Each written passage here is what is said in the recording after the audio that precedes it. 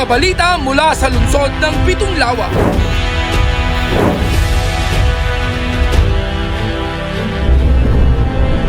Mga pabatid mula sa alkalde sa mga tanggapan ng lokal na pamahalaan at pangnasyonal. Mula sa sangguniang panglungsod, isisiwalat at ilalathala.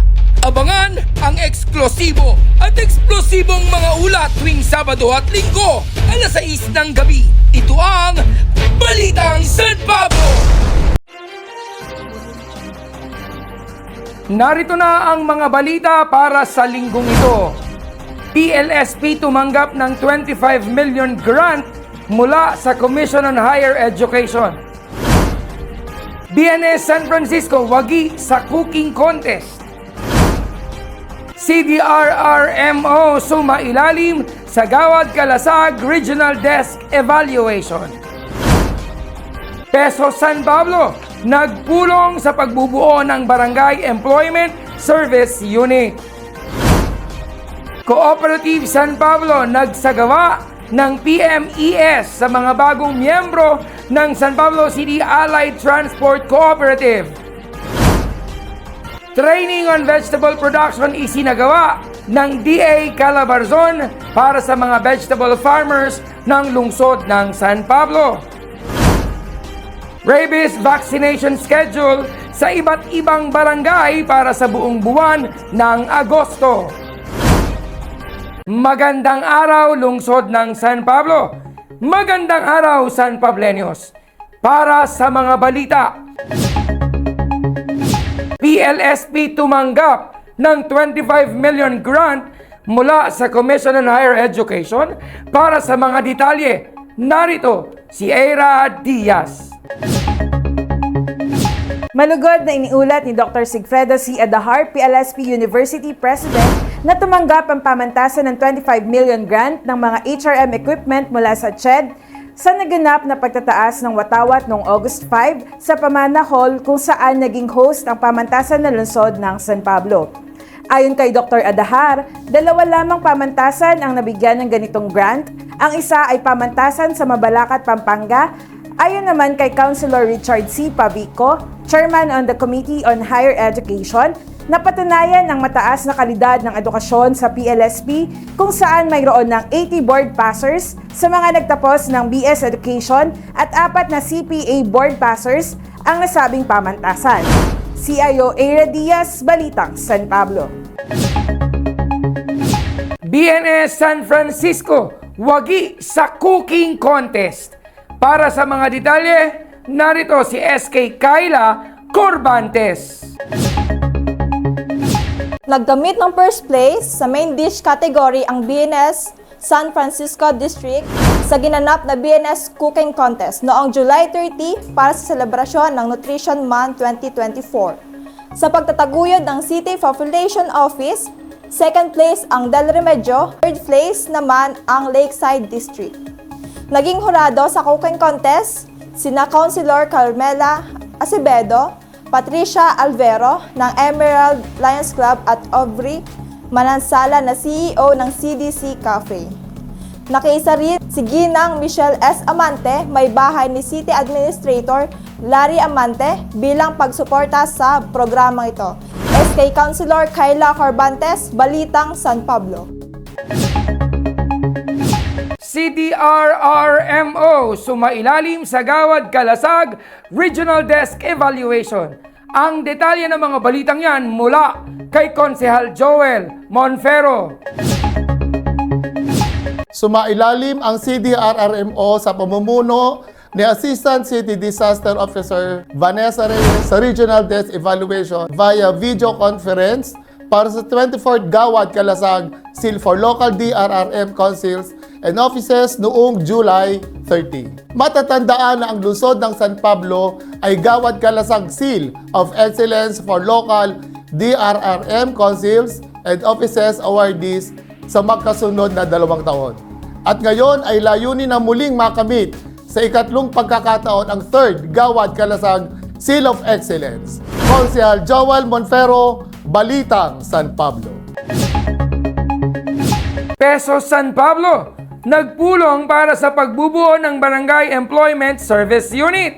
Para sa mga detalye narito, si SK Frances Angeline Maranan. Ginanap ang pagpupulong noong July 30 sa ABC Hall sa pagtataguyod ni PESO Manager Ito Bigueras at Supervising Labor and Employment Officer Elsie Pabico patungkol sa pagpapatupad ng ordinansa para sa establishment ng Barangay Employment Service Unit at paglikha ng Barangay Service Employment Officer. Dumalo rin sa pagpupulong sina Councilor Richard Fabico, Liga President Ariston Amante, DILG Officer Maria Alma Barrientos at mga barangay officials. SK Frances Angeline Maranan, Balitang San Pablo. Cooperative Office ng San Pablo nagsagawa ng PMES sa mga bagong miyembro ng San Pablo City Allied Transport Cooperative. Para sa mga detalye narito naman, si Ingat Yaman Lida Ambida. Pinamunuan ng mga kawani ng City Cooperative Office ang pagsasagawa ng free membership education seminar noong August 1 sa mahigit na 50 nagnanais maging miyembro ng San Pablo City Allied Transport Cooperative. Isinasagawa ang free membership education seminar upang maipaliwanag kung ano ang kooperatiba at ang mga layunin nito at mga produkto at serbisyo na pinagkakaloob ng isang kooperatiba. Ingat Yaman, Lida Ambida, Balitang San Pablo. Training on vegetable production isinagawa ng DA Calabarzon para sa mga vegetable farmers ng lungsod ng San Pablo. Ang detalye ng balitang yan mula kay Tin Mexica. Upang matulungan ang mga local vegetable farmers ng lungsod ng San Pablo, ay nagsagawa ang Department of Agriculture Calabarzon ng Package of Technology Training on Vegetable Production noong July 30.